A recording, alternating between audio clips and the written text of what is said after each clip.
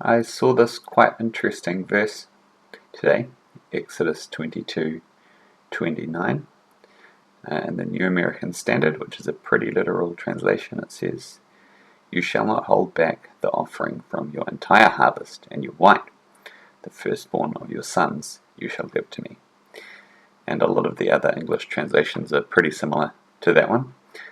But actually the wording in the Hebrew seems to have a more literal meaning, which is on the face of it pretty different, and I thought I'd share that now. So we've got the Hebrew text at the top here and then the English text below.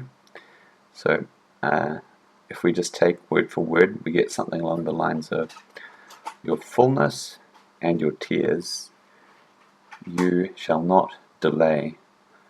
The firstborn of your sons you give to me." So it's got two commands here.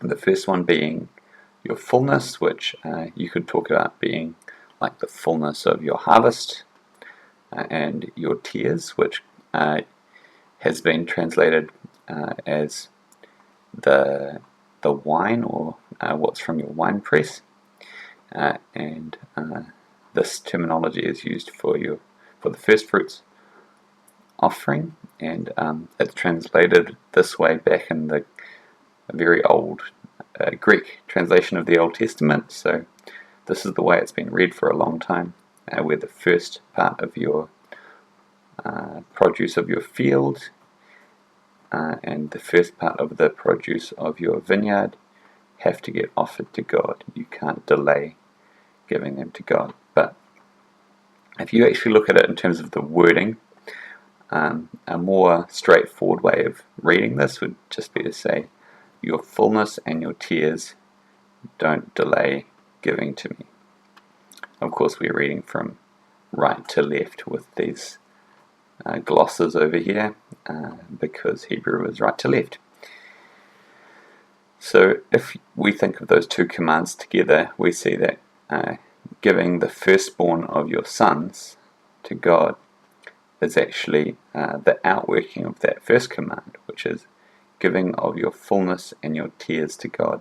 And, when you've got a child, there's a sense of fullness there, but there's a sense of sadness in giving them away, and there's pain with having kids. You can ask any mum about that. And there's this real sense of giving to God in plenty, and giving to God in our want and in our suffering as well, which is really beautiful.